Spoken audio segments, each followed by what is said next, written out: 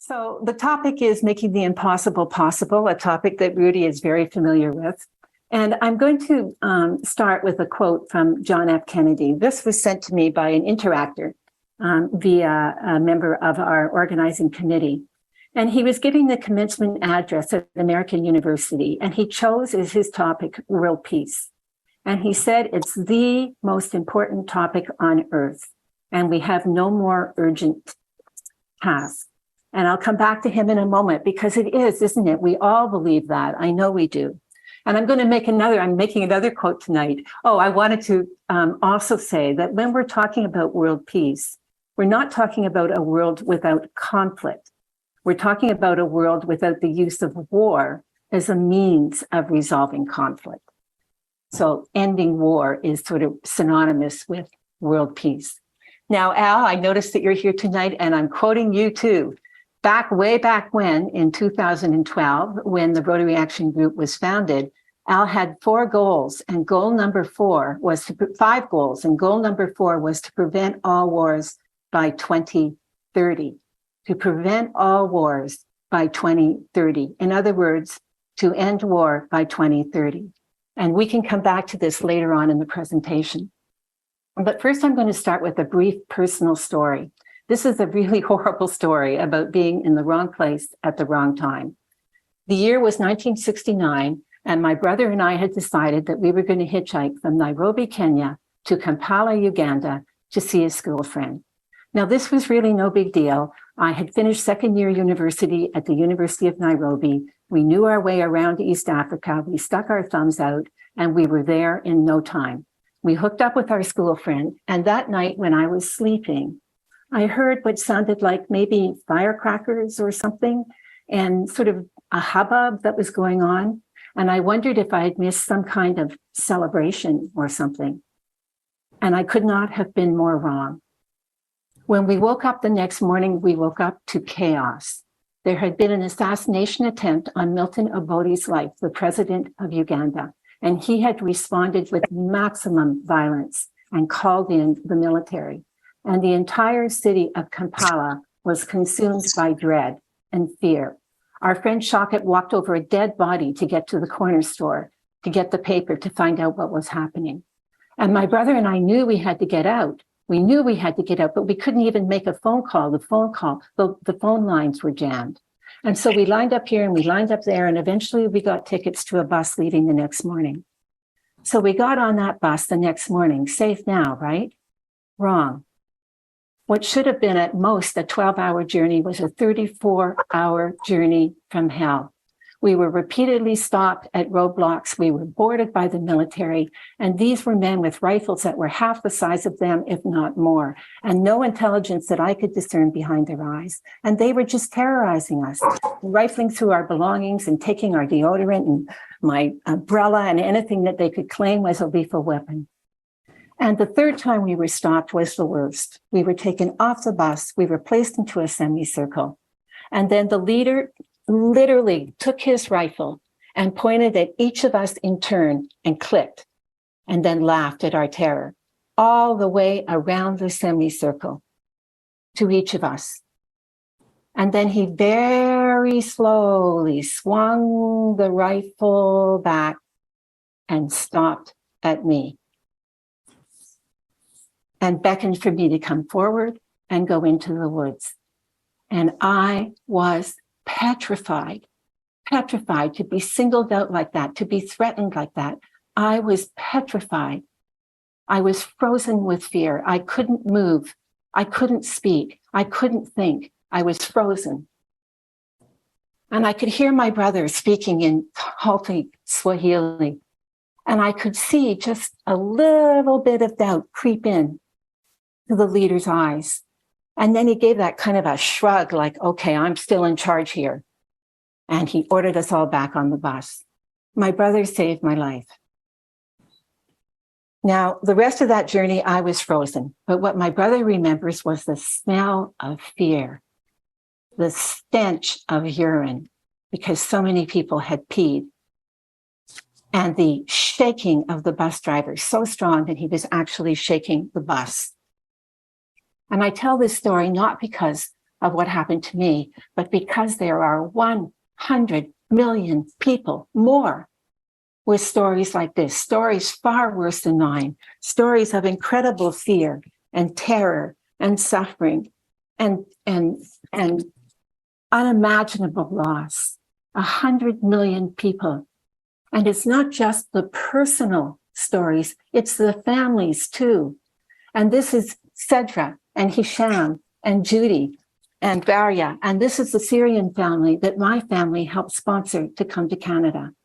And here you can see them in our backyard when they came up for the weekend.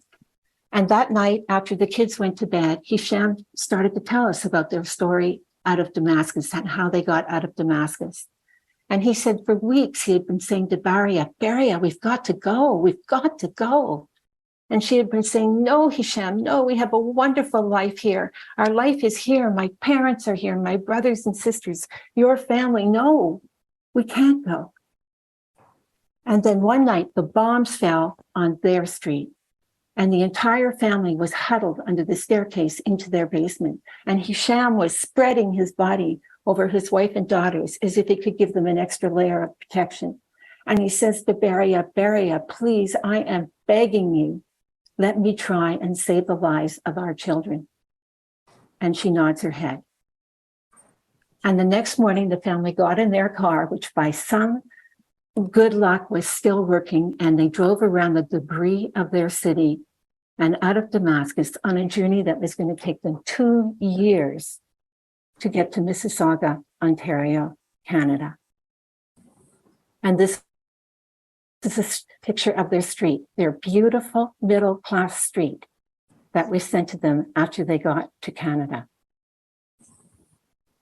Now, there's been a number of wake-up calls for me over the years, and I have been involved in the peace movement in and out my whole life. But I really was out of my chair in 2018 when my husband and I watched a debate on whether war could ever be justified. And we went into that debate thinking, well, of course war can be justified. The Second World War, right? We had to stand up to Hitler, right? Of course. And by the end of that debate, we were so discombobulated, we didn't know which way was up. All of our sort of ill-formed, preconceived notions about war and peace were up in the air. We didn't know what to think. And arguing that war could be justified was Lieutenant Pete Kilner, a professor of ethics at the U.S. Military Academy, himself a graduate of West Point, and he had deployed twice to Afghanistan and Iraq. And arguing that war could never be justified was David Swanson, one of the founders of World Beyond War, a prolific author, a radio host, and a 3-time Nobel Peace Prize nominee. Now, there were several moments in this debate that were seared on our brains, and I'm going to share them with you. This was just one sentence in the middle of the debate that David Swanson said. Now, remember, these were 2 Americans debating at an American university, so that there was a focus on the United States. And David Swanson said, since World War II, the United States alone has killed or helped to kill over 20 million people, overthrown at least 36 governments, interfered in at least 84 foreign elections, attempted to assassinate over 50 foreign leaders, and dropped bombs on people in over 30 countries. We were horrified. Did we hear right? We paused. We reran it. We ran it again. We paused. We listened again. We wrote it down, and my husband got a 3-ring binder and proceeded to research. I mean, you kind of know, but you don't. We were horrified. And the other fact was this. I had no idea there had been 250 wars since the United Nations pledged to save us from the scourge of war. And I might have been able to name 25, but I had no idea. And the question was asked, which one of these wars was justified? And Lieutenant Pete Kilner had a heck of a time coming up with an answer. And even if he had been able to name one, what did that mean about the other 249? And again, we were just horrified, absolutely horrified. And if you think about it, I'm sure you might be thinking about Ukraine right now. And we'll come back and talk about Ukraine later in the presentation. But it's not just Ukraine, is it? I mean, it was only a few years ago that we were reading with horror about what was happening in Afghanistan. And what about the shock and awe? I can still hear President George Bush talking about shock and awe in Iraq. Shock and awe was 29,000 airstrikes in densely settled urban areas, using cluster bombs and white phosphorus and depleted uranium and napalm, and targeting water supplies and sewage treatment plants and hospitals and bridges and electrical utilities. And what happened to the people? Birth defects soar, cancer rates soar, infant mortality goes through the roof. What happened to the country? The country that had the best universities in the 90s now leads in illiteracy. Why? Because 80% of the teachers are either dead or gone. Was that a just war?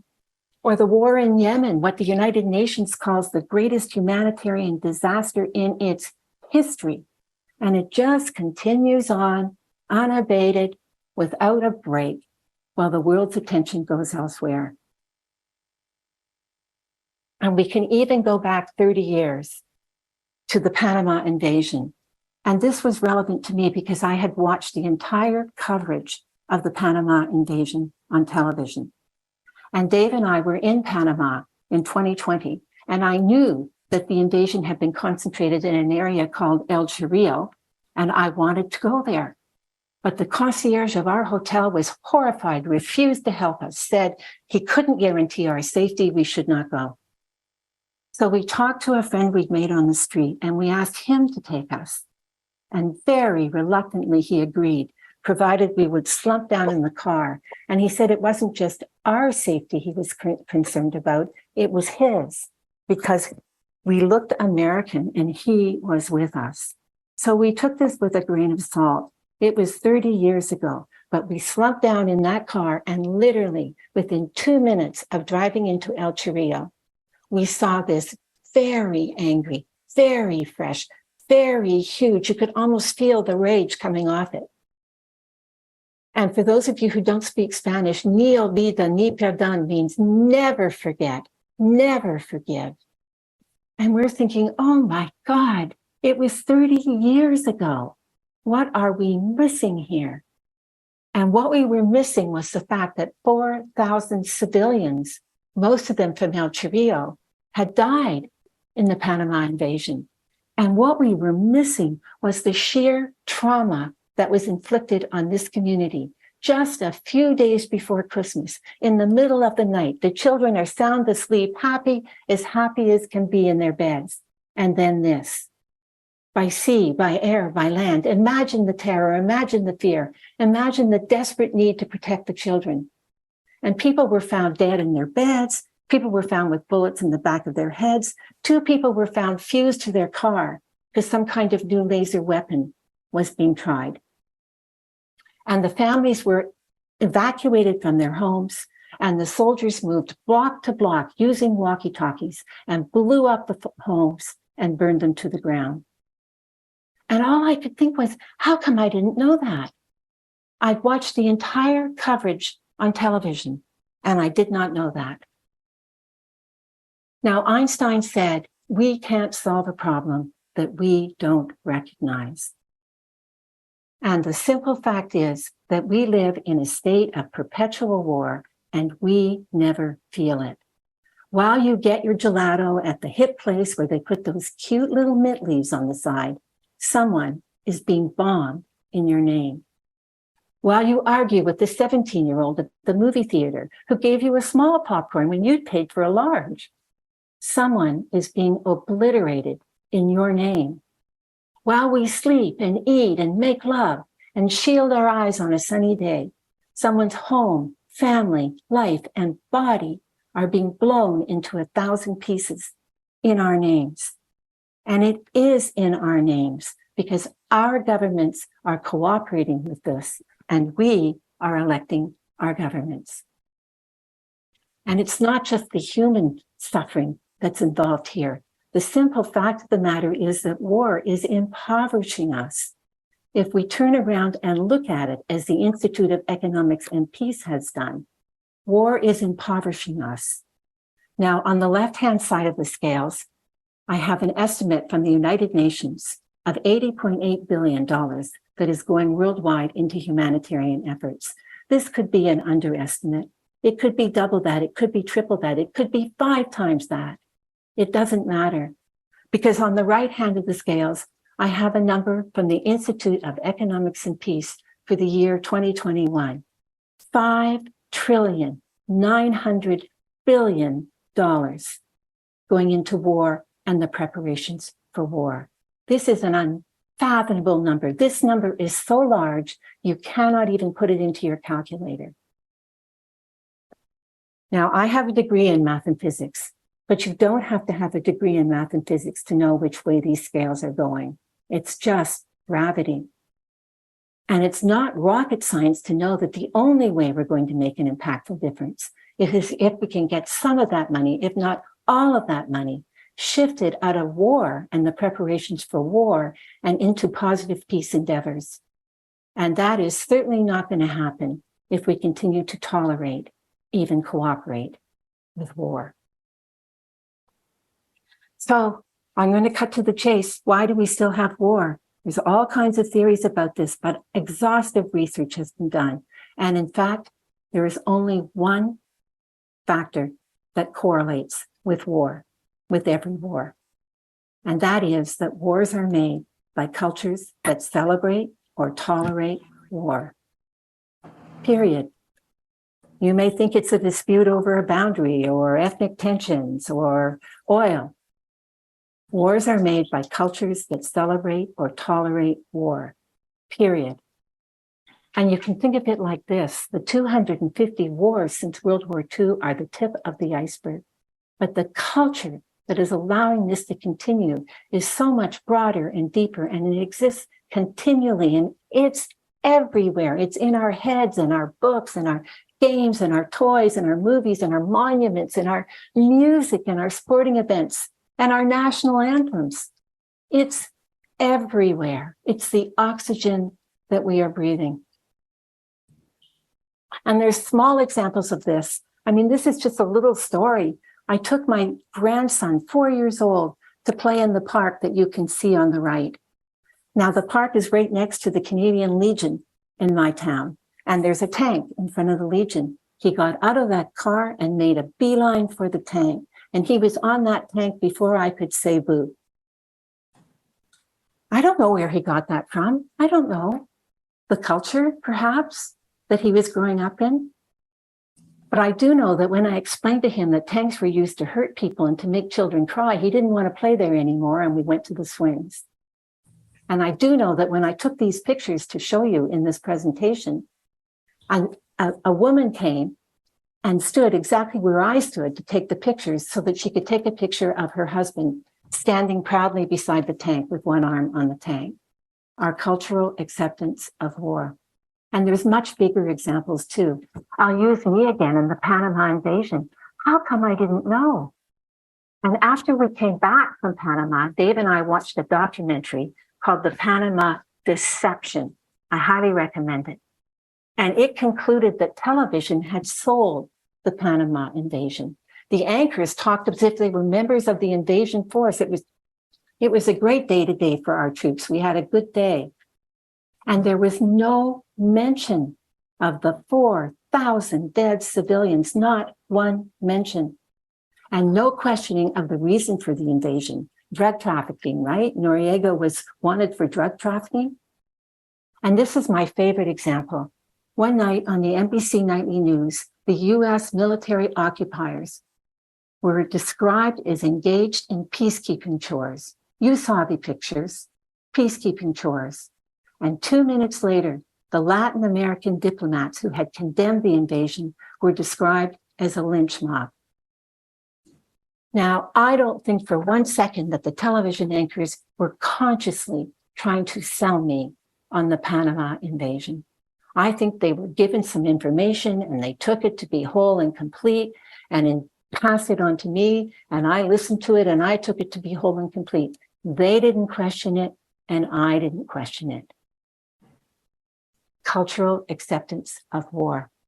Now, I said I'd come back to Ukraine, and we could spend the whole presentation on Ukraine. And I know you've already had several other presentations, and you're perfectly aware that there is a 30-year history that has led up to this terrible, terrible war.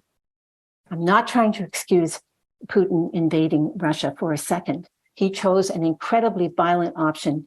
There were 1,000 other options he could have chosen, in the same way that the president of Uganda could have chosen 1,000 better options than bringing in the military and terrorizing his people after what's proved to be an assassination attempt by one person.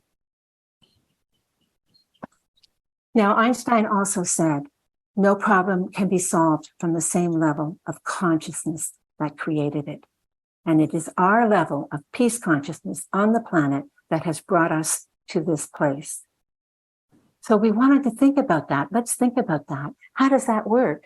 Well, our thinking is reflected in our culture, and our culture is reflected in our thinking. And it's as if we've got this sort of self-perpetuating circle going on. And don't we tell ourselves, don't we think, war is inevitable. It's always been there. It'll always be there. Don't we think war is necessary? I certainly did when I went into that debate for the very first time. We had to stand up to Hitler. And what about the argument that war is human nature? It's not pretty, but it's true. And as for this one, the industrial military conflicts being so powerful, don't even try. We don't have a chance. But we're Rotarians, and we stop and reflect and we ask, is this really true? Is this really true? And the fact of the matter is that conflict may be inevitable, but war is a choice. War is a choice that our governments choose to make in the same way they decide whether they're going to give us a healthcare plan or invest in infrastructure. War is a choice. And as for war being necessary, I can understand believing that at the end of the Second World War. But this is 75 years later, and we have a ton of research and knowledge now about the power of nonviolent defense. And the research shows that it's twice as likely to be successful as violent defense, and without the death and destruction that comes from war. And as for war being human nature, hello, China went 500 years without a war. Were they not human? Costa Rica has abolished its military. Are they not human? There is nothing you could say or do that would get me to go to war. Am I not human? And this one, when enough people understand that war is not making us safer, quite the opposite, and it is a number one contributor to the climate crisis. Our world hasn't made the link yet between war and the climate crisis. But when we do, the political support for the industrial military complex is going to disappear and their power is going to dissipate. So, no problem can be solved from the same level of consciousness that created it. How can we interrupt this sort of pattern of thinking and cultural way of being? And that's where Ending War 101 comes in. This is a course unlike any other course you may have taken. First of all, it's conversational, it's engaging, it's only 6 hours. But it just might change your worldview on what is possible. And secondly, it asks a lot of questions, and you make up your mind for yourself. Do you think war could be ended? Do you think that there's such a thing as a just war, circumstances under which war could be justified? Do you think the cost of war is worth it? And what can we do? Now, the course was based on the incredible research of World Beyond War. And I know that there's a number of people who, like me, are members of World Beyond War in this audience. And I'm so proud to say it's also sponsored by Rotary Action Group for Peace. And I'm just so proud to say this because it means we've gone back to goal number 4 from 2012. We've gone back and we're prepared to take a stand to not just build positive peace. And I don't mean just. Building positive peace is absolutely essential, but it is not enough. We also need to end war. And so we're building a movement to end war. Now, I put up the QR code for the course, and I'm just going to leave it there for a minute so you can take out your phones and take a picture, and you can go directly to the landing site right now, or you can take a screenshot of the screen by pressing Shift Command 3 and enroll in the course, because we want you to join us. The E-Club for World Peace is a leader within Rotary, and we want you to join us. So please register for the course. Now, I said I'm going to come back to Kennedy, and he said there is no single simple key to peace. And we're not saying ending war 101 is a single simple key to peace. No way. But we do see it as a door, a sort of a way in for 1 million people, 100 million people, to maybe become aware of what we have been allowing to happen and to maybe withdraw their cooperation or their allowing of war. And I always like to end with this quote from Nelson Mandela. First of all, because he's so beautiful. And secondly, because he said, it always seems impossible until it's done. And I kind of think, I'm putting up the QR code again. I kind of think he would say that about ending war. It always seems impossible until it's done.